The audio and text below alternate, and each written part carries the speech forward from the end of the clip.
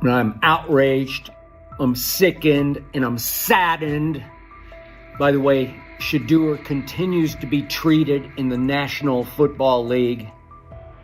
Now by those sorry-ass Browns and sorry-ass Kevin Stefanski. I understand in a situation like that, when it comes to the 3s and 4s that you're playing with that aren't going to be on the squad and not going to make the team, give your quarterback a chance. Okay, you know what? You know they can't hold up that long? Let's play quick game. Let's play quick game just to get Shedeur in the goddamn rhythm. But no, you come out, calling regular offensive plays. When they're at practice, Shedeur Sanders is not their priority. When he is at practice, he was staying hours beforehand, leaving hours later. Shedeur Sanders wasn't just tossed into the game last night, he was dropped into a no-win setup. Nothing about it felt accidental. From his first snap, it looked like one player against the entire machine. The Cleveland Browns, led by head coach Kevin Stefanski, seemed intent on cooling the hype and slowing his momentum. Instead, the plan backfired. The performance and the circumstances around it have sparked a wave of scrutiny, with analysts and reporters now calling out Stefanski and the Browns front office for engineering a preseason situation that stacked the deck against Shedeur. I'm going to answer this question by saying Shedeur Sanders, and I'm going to tell you why. I think he's being set up to... Stephen A. Smith said from the outset that the entire preseason would be engineered to undermine Shedeur Sanders. He argued that even starting the first preseason game was part of a plan to make him stumble, fueling the idea that he's just a 5th-round pick, and validating the skeptics. Whether that blueprint existed before the games kicked off or not, it didn't stop there. Now, attention has turned to Kevin Stefanski and the Cleveland Browns for placing Shedeur in an unfamiliar system and circumstances that set him up to falter. Garrett Bush echoed that criticism, noting that regardless of how hard Shedeur worked before and after practices, he was never treated as a true priority in their plans. When they're at practice, Shedeur Sanders is not their priority. When he is at practice, he was staying hours beforehand, leaving hours later. Kevin Stefanski doubled down, saying his group was executing and placing the responsibility squarely on Shedeur Sanders for the miscues. When pressed on whether having Shedeur work all week with 3rd and 4th team units contributed to the mistakes, Stefanski wouldn't budge. Rather than acknowledge that first team reps might have better prepared a rookie, he waved off the idea and reiterated that his job is to develop young players. But what kind of development plan withholds meaningful snaps with starters, then drops a promising prospect into live action and expects him to run concepts he's never practiced with them? All of our players, Mary Kay, there's things that we can do better, and there's some good moments out there, but that's what our job as coaches, to develop. Skip Bayless weighed in as well, blasting the Cleveland Browns for their handling of Shedeur Sanders and calling it just about the worst approach imaginable. He said the issues fit a troubling pattern under Kevin Stefanski, with Sanders repeatedly mishandled instead of developed. In Bayless's view, this wasn't a one-off mistake. Sanders hasn't been given real opportunities or meaningful support. That treatment has only increased the pressure and made it even harder for him to succeed. And I'm outraged, I'm sickened, and I'm saddened by the way Shedeur continues to be treated in the National Football League. Chad Johnson added that by surrounding Shedeur Sanders with offensive players unlikely to make the roster, Kevin Stefanski effectively stacked the deck against him. He argued that even a quarterback of Tom Brady's caliber would have struggled in that setup. Analysts have echoed the point, putting the blame on the coaching staff for failing to give Shedeur a fair platform to succeed. Ochocinco also warned that critics would soon brand Shedeur a failure and dismiss him as a 5th-string option, while ignoring the core problem, who engineered the situation in the first place. Despite the noise, he framed the backlash as part of a broader effort to drag Shedeur down, noting that some people seem more intent on tearing him apart than acknowledging the circumstances that shaped his performance. You just beat the guy. And that's okay. You get paid, he gets paid. Sometimes Ocho just gonna win because Ocho was just the better player. Sometimes the defensive back is gonna win. He wins some, you win more than you lose. Despite the noise, Shedeur Sanders never criticized head coach Kevin Stefanski or anyone else. He put the outcome on himself and focused on what he could control. He acknowledged there was plenty to clean up and committed to doing the work. He framed it as a learning opportunity, refusing to let one preseason outing define him. Like a veteran, he owned the mistakes, recognizing he needed better eye discipline on those designed runs and smarter decisions to keep the offense on schedule. He even took responsibility for every sack, stating they were on him. The response was measured and mature, reflecting his grasp of the position and his readiness to improve. No, I gotta watch the film, honestly. I can't say what it was. It's definitely different places where I could got my eyes in better spots and got to the progressions quicker and regards to anything, so all those sacks, they definitely on me. How long can Shedeur Sanders keep absorbing the blame on his own? How long before the decision makers who've steered this process either stand up for him or at least grant him a fair look? More and more voices around the league see this as deliberate. Shedeur cleared the first gauntlet, but he's still tangled in the same net. That's the core problem. Not one preseason outing, but an apparatus that keeps tilting the field. The treatment of Shedeur Sanders forces hard questions about fairness, opportunity, and bias in the NFL. Despite the obstacles placed in front of him, he's responded with poise, owning his performance, identifying areas to improve, and committing to growth. But the larger issue isn't his willingness to learn, it's the structure around him that keeps narrowing his margin for success. His experience with the Browns, being dropped into situations where failure felt pre-written, points to deeper systemic habits. Young players, especially those who don't fit a preferred narrative, get boxed in, judged early, and developed late. This isn't only one quarterback story. It mirrors what countless prospects face when perception, politics, or preconceived roles outweigh on-field evaluation. As analysts and commentators continue to spotlight what's happening, it's clear the conversation about Shedeur Sanders has moved beyond a single depth chart debate. It's about dismantling baked-in biases and delivering a truly even playing field. Shedeur's resilience is real and admirable. The unanswered question is whether the system will evolve fast enough to let players like him do more than survive so they can finally thrive. What do you think? So he says, this is exactly what he says. I'm told the footage of Shedeur Sanders meeting with the Giants is so bad that both the Browns and the Sanders family have threatened legal action if it is What in the NFL is happening right now? The New York Giants just leaked a draft interview recording with Shedeur Sanders, and fans are completely freaking out. Did Shedeur take some shots? Did the Giants forget what the word confidential means? Or did someone accidentally hit reply all on something that was supposed to stay locked away? Get ready, because this roller coaster involves hot mics, bad takes, and a whole lot of drama. What happened with Shedeur on draft night to make him fall to the 5th round, and them talking about the Giants coming out with all that information talking about Shedeur did bad, bombed the interview, all that type stuff. We all know my last video when I talked about the interview tape about Shedeur did not get a playbook. The NY Giants, in true Stonewall fashion, dropped a carefully trimmed clip from their highly sought-after interview with Shedeur Sanders, then quickly locked everything else away like it was top-secret intel. Was this a calculated PR stunt, or just a low-key attempt at sabotage? Either way, the silence speaks louder than any official statement.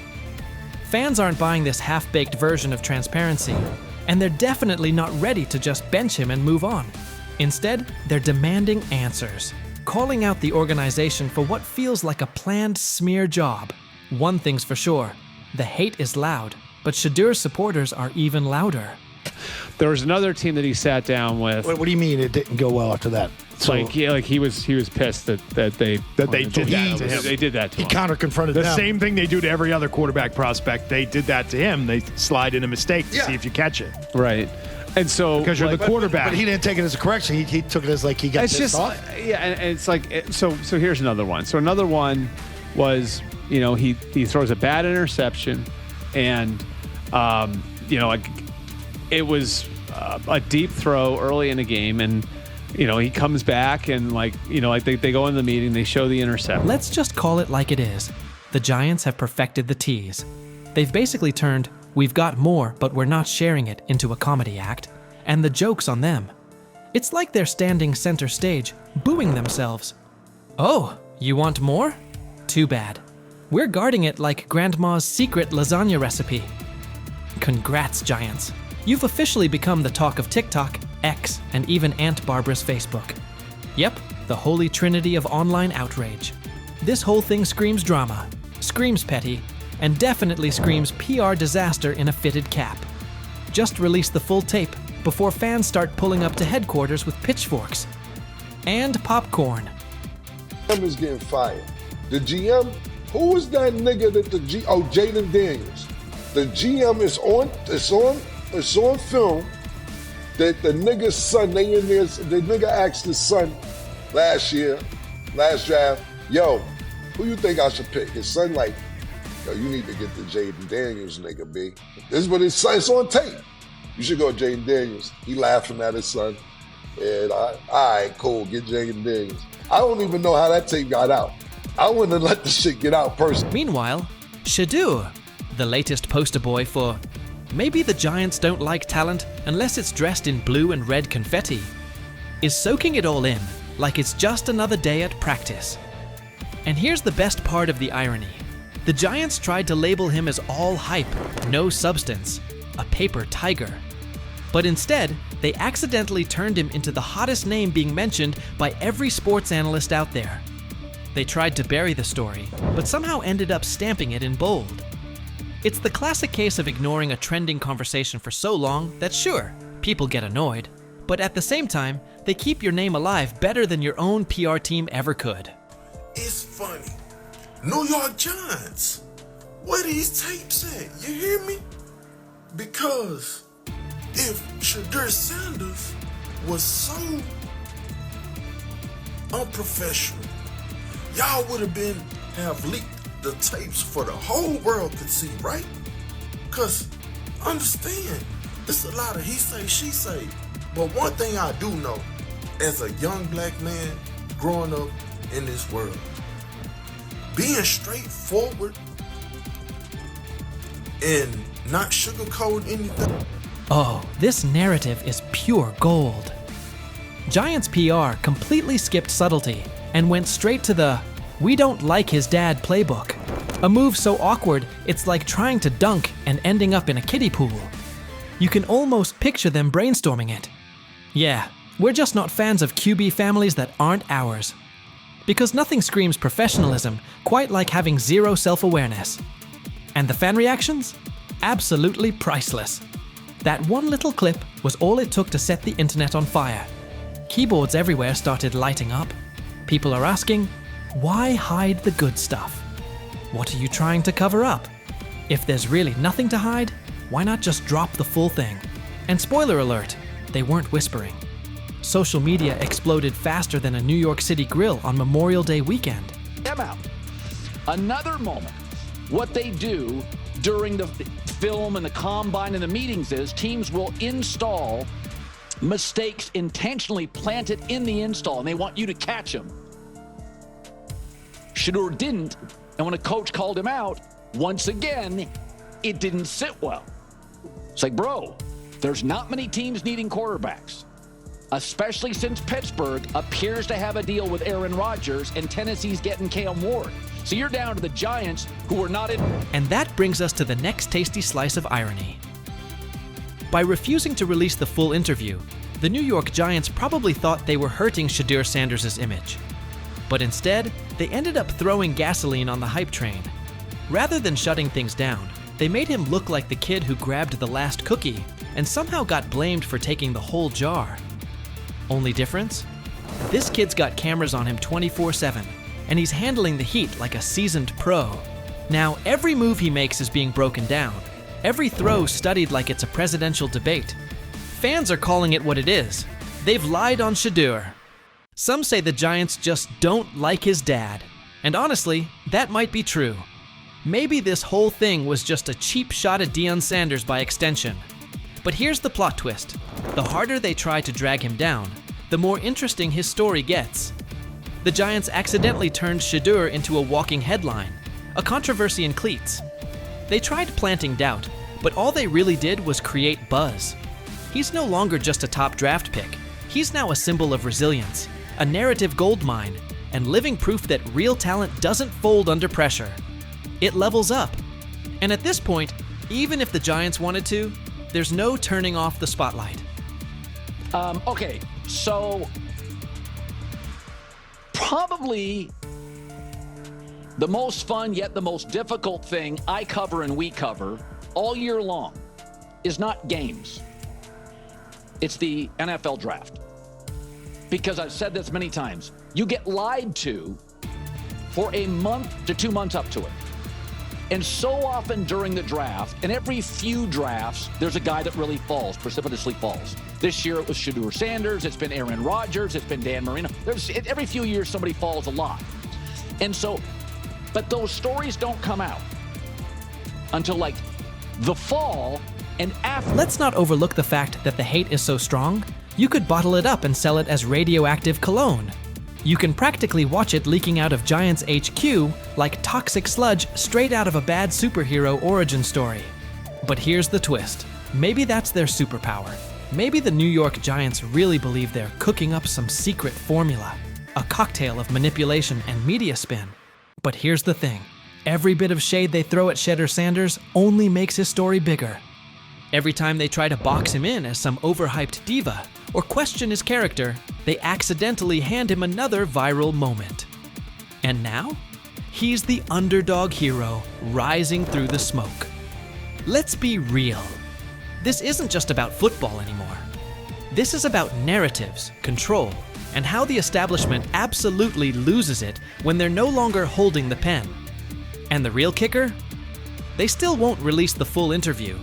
You've got NFL fans, media heads, and entire Reddit threads all chanting, "Drop the tape." Like it's some long-lost Beatles album. Meanwhile, the Giants are just sitting there, staring into the void like nobody saw this mess coming. Now, I don't know if it ever gonna get leaked or not. The tapes, the New York Giants have the tape. They definitely have the tape. It's confirmation that they have the tape. Shedeur didn't do nothing. It's what they saying he did. I'm gonna tell you what these mixed reaction right here. So we already know about the New York Giants, but the Pittsburgh Steelers head coach Mike Tomlin reported Miles Sanders' talent, but hesitated to draft him due to previous challenges with quarterbacks like Russell Wilson and Justin Fields, leading to more cautious approach.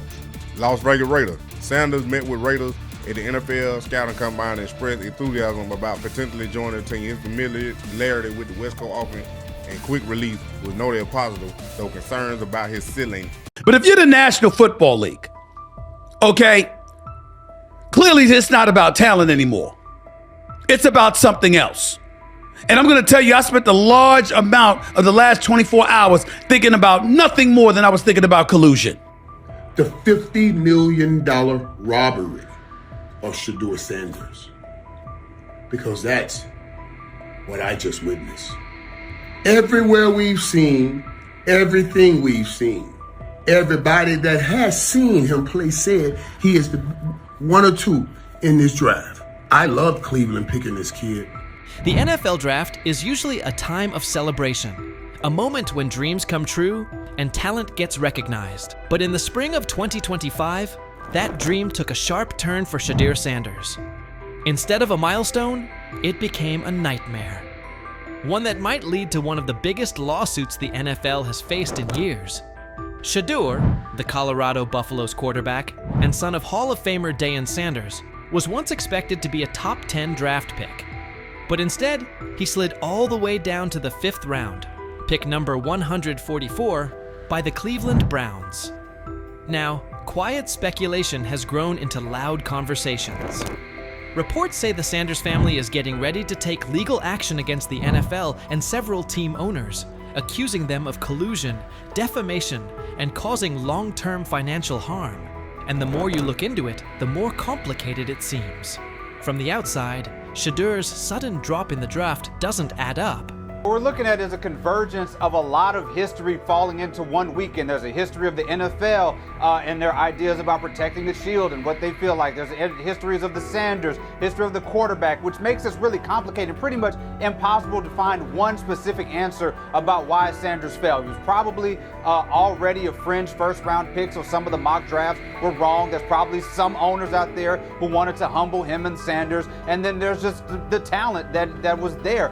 So I'm not, it's okay, I think, to say we don't know what the specific answer is. What I do know, though, and I know it's maybe a little bit of a tangent, but I feel like it's important to say, I want to say this to folks on the internet and folks who are paying attention. This is not the Colin Kaepernick situation. This is important to know. Colin Kaepernick was absolutely blackballed from the league for standing up for folks' rights. This is not what Shedeur Sanders went through. He was embarrassed for 48 hours in a draft, and he ended up going to a Browns team where he still could possibly be a starter on that team because they managed to have half of Wu-Tang Clan's worth of bad quarterbacks, and he can still work his way up to a starter. So this is not the same situation. His career can still end up being okay. Shedeur Sanders led the entire NCAA in completion percentage with an impressive 74.1%, broke several school records, and was right at the center of what many called the most talked about college football storyline in the last 20 years. With months of hype suggesting he wouldn't fall past the early second round, the expectation was clear. But instead, he had to sit through 3 painfully long days. Then came pick number 144, a moment that quickly went viral for all the wrong reasons. The cameras at his private draft party cut away. The champagne never even got opened. The room went completely silent. Deion Sanders didn't hold back afterward. According to those close to him, he was furious, allegedly saying, "This league just blackballed my son." At first, it sounded like a heartbroken father speaking out, but not long after, the leak started.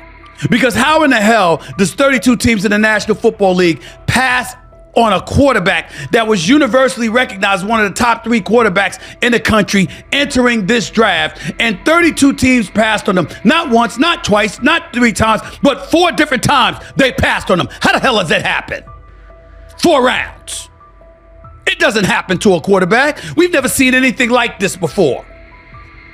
We've seen guys drop because of injuries. We've seen guys drop because of off-field issues, but we've never seen a quarterback projected to be a top 20 pick, universally recognized one of the top 3 quarterbacks in the draft, projected to be a first rounder, in all likelihood a safe bet of a late first rounder, and drop literally to the 5th round. We haven't seen anything like that. So a lot of times when you go to these combine meetings, teams give you things to challenge you. Teams will have a player's worst plays ready for him, and they'll show him his worst plays and say, hey, why don't you explain them? And Shedeur apparently didn't take to it well. And at one point, one of the few teams that actually was interested in him said, well, what do you make of this really bad play? And Shedeur said, maybe I'm not the guy for you. That's not the answer. Another moment. What they do during the film and the combine and the meetings is teams will install mistakes intentionally planted in the install, and they want you to catch them. Shedeur didn't, and when a coach called him out, once again, it didn't sit well. It's like, bro, there's not many teams needing quarterbacks, especially since Pittsburgh appears to have a deal with Aaron Rodgers and Tennessee's getting Cam Ward. So you're down to the Giants, who were not interested at all, and Cleveland, who traded out of that 2 spot because clearly they were looking for next year's class like the Rams are. Based on internal messages uncovered by a private investigator working with Shedeur Sanders' legal team, messages that haven't been made public yet but are currently being looked into by several independent news outlets, it looks like a few NFL team owners may have raised red flags about the media frenzy and the branding baggage tied to Shedeur.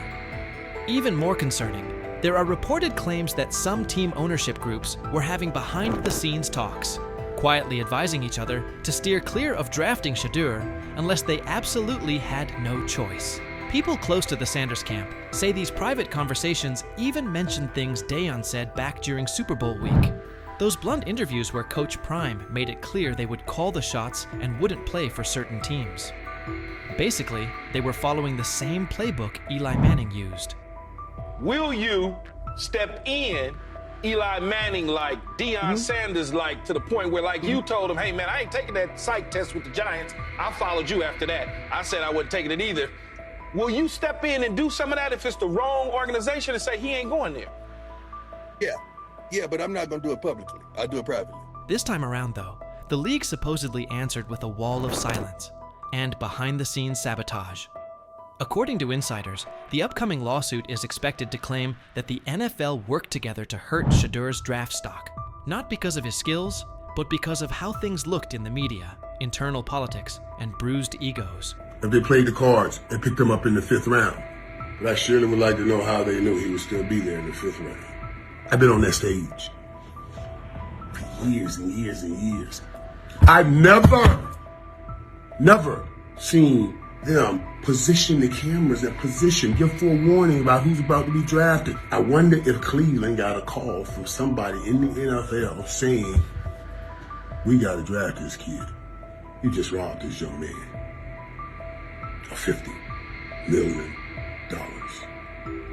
And it wasn't on his playing ability. Wow. Shame on you. Primetime Deion Sanders' natural bravado, coupled with that of his son. They say that the whole interview process wasn't that impressive when he showed up at the NFL scouting combine and refused to work out. That hurt him. The interview process while he was there hurt him, etc., etc. You know what, y'all? I get it. It makes perfect damn sense if he's drafted in the 2nd round. It's the fact that he fell to 5th that's alarming. After the draft, analysts on Fox Sports tried to make sense of the slide.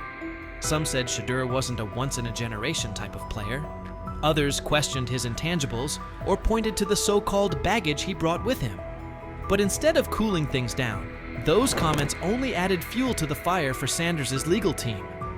They're asking, how does a quarterback with a higher completion percentage than the #1 overall pick fall more than 130 spots? Why did draft experts rate him so highly, yet not one NFL GM publicly pushed back when he slid? From the Sanders camp's point of view, this wasn't just a case of a poor team fit. It looked more like a deliberate effort to send a clear message. Players don't get to control their future. That power belongs to the league. And nothing seemed to capture that message more clearly than Colin Cowherd's widely shared line: "Nobody wants a celebrity backup quarterback." According to sources, that quote is already being looked at closely by attorneys and has shown up in early versions of the legal filing. To them, it's more than just a jab. It's part of the case.